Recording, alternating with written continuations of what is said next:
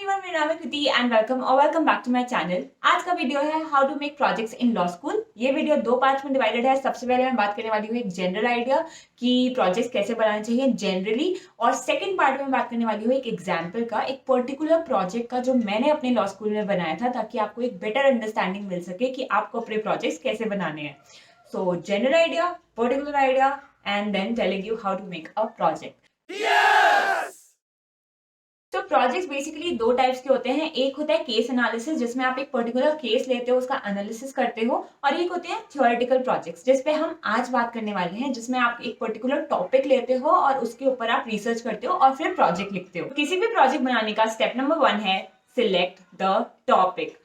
Topic नहीं होगा तो आप प्रोजेक्ट नहीं बना सकते हो। अब टॉपिक आपको कैसे मिल सकते हैं? दो तरीके होते हैं, या तो आपको प्रोफेसर ने ही टॉपिक दे दिया तो बहुत ही अच्छा है, आपको टॉपिक मिल गया। लेकिन अगर ऐसा नहीं हुआ है और आपको सर्च करना है कि आपको किस चीज के ऊपर प्रोजेक्ट बनाना है, आपके पास सब्जेक्ट है पर टॉपिक नहीं है, तो आप हमेशा ऐसा टॉपिक चूज करिए जिसपे आपको मटेरियल मिल सकता है। कोई बहुत नया टॉपिक हो गया या जिसपे ज्यादा रिसर्च ही अवेलेबल नहीं है, जिसपे ज्यादा मटेरियल ही अवेलेबल नहीं है। अगर आप ऐसा कोई टॉपिक ले लोगे तो सिर्फ 2 पेज का प्रोजेक्ट तो नहीं लिख सकते हैं ना, हमें ऐसे 7-8 पेजेस का प्रोजेक्ट लिखना ही पड़ेगा।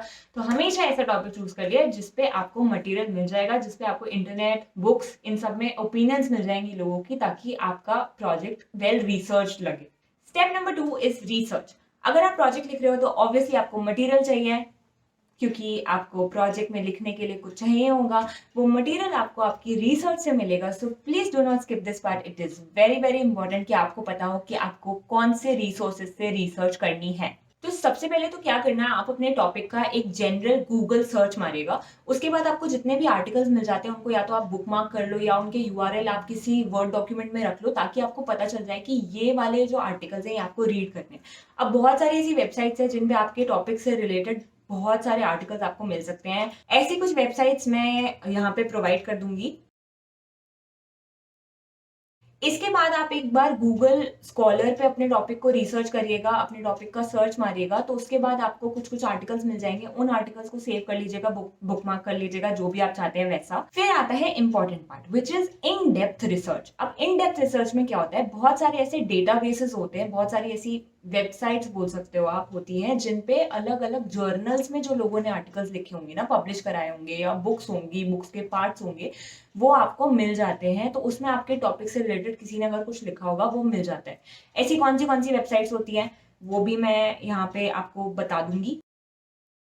अब ये वेबसाइट्स आप एक्सेस कैसे कर सकते हो? तो ये जो वेबसाइट्स होती है ना, इनका एक्सेस यूजुअली कॉलेजेस प्रोवाइड करते हैं। मेरा कॉलेज प्रोवाइड करता था, हीन ऑनलाइन, जे स्टोर, वेस्ट लॉ। अगर इनका कोई भी आपको आर्टिकल पढ़ना है तो ये मेरा कॉलेज इसकी एक्सेस प्रोवाइड करता था, पासवर्ड और यूजर नेम देता था। आप अपने लाइब्रेरी में जाके पूछ सकते हो कि आप इन वेबसाइट्स को, इन रिसर्च डेटाबेसेस को कैसे एक्सेस कर सकते हैं, एंड अगर वो आपको दे दें तो बहुत अच्छी बात है। लेकिन अगर आपको नहीं मिलता है तो आप ऐसे किसी फ्रेंड से पूछ सकते हैं जिनके पास इन वेबसाइट्स का एक्सेस होगा। फिर आपको इन रिसर्च डेटाबेसेस पे जाके अपने टॉपिक से रिलेटेड जो भी पेपर्स हैं, जो भी आर्टिकल्स हैं, जो भी जर्नल पब्लिकेशंस हैं, उन सबको सर्च करना है और उनको रीड करना है। अब कुछ प्रोजेक्ट्स में ऐसा हो सकता है कि आपको किसी केस को पढ़ने की जरूरत पड़ जाए कि उस केस में क्या बोला गया था, तो उसके लिए आप क्या कर सकते हो, एससीसी ऑनलाइन या मनुपात्रा पे एक्सेस कर सकते हो। वो भी कॉलेज प्रोवाइड करता है, वो भी सब्सक्रिप्शन वाले वेबसाइट्स हैं। अगर वो पॉसिबल नहीं हो पाता है, वो बेस्ट पार्ट है, इन केस हो पाए तो वो भी आप किसी फ्रेंड से पूछ सकते हो जिसको एक्सेस हो इन दो वेबसाइट्स का। लेकिन अगर नहीं हो पाता है और आपको एक्चुअल जजमेंट पढ़ना है तो इंडियन कानून या फिर केस माइन पे पढ़ सकते हैं। बट इंडियन कानून का प्रॉब्लम ये है कि कभी कभी उसमें ओमिशन हो जाता है, कुछ एरर हो जाते हैं।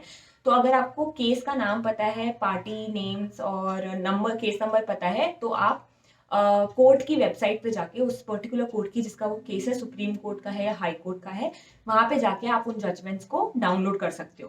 अब आपको इतने सारे आर्टिकल्स मिल गए, इन आर्टिकल्स को एक जगह रख लीजिएगा, या तो आप इनकी यूआरएल कहीं पे लिख लीजिए, या फिर किसी फोल्डर में आप, अगर कोई पीडीएफ है तो उन सबको डाउनलोड एक जगह पे कर लीजिए, ताकि आपको पता चल जाए कि आपको प्रोजेक्ट के लिए क्या क्या रीड करना है। तो ये हो गया आपका मटेरियल। अब आता है स्टेप नंबर 3। स्टेप नंबर 3 है कि जो भी मटेरियल आपने इकट्ठा किया है उसको बैठ के आपको रीड करना है। जब आप एक बार इस सारे मटेरियल को रीड कर लोगे, पर्टिकुलर रिसर्च और जनरल रिसर्च, जब आप सब रीड कर लोगे, जितना भी आपने डाउनलोड किया है अपने प्रोजेक्ट से रिलेटेड मटेरियल, तो आपको आइडिया हो जाएगा कि आपको अपने प्रोजेक्ट में क्या लिखना है। फिर आता है स्टेप नंबर 4, जिसमें आप अपने प्रोजेक्ट को एक स्ट्रक्चर देते हो। हमेशा याद रखिएगा, अपने प्रोजेक्ट में आप मिनिमम 4 हेडिंग्स तो रखेगा ही रखेगा, जिसमें से 2 हेडिंग्स हमेशा डिसाइडेड होती है, वो होता है इंट्रोडक्शन और एक लास्ट होता है कंक्लूजन। और इसके बीच में बाकी की हेडिंग्स होती हैं, वो 2 हो सकती हैं, 3 हो सकती हैं, 4 हो सकती हैं, डिपेंडिंग ऑन योर टॉपिक। हो सकता है आप उसकी हिस्ट्री लिख रहे हो अपने टॉपिक से रिलेटेड, या फिर applicability of the particular provision in India लिख रहे हो। तो ऐसे करके आप अपने प्रोजेक्ट को स्ट्रक्चर दे सकते हो। जब आप एक ब्रॉड स्ट्रक्चर दे दोगे अपने प्रोजेक्ट को, तो जो भी मटेरियल आपने रीड किया होगा उसे आप अपने हिसाब से आपको जितना समझ में आता है उसके हिसाब से इन हेडिंग्स में फिल करना स्टार्ट करिएगा।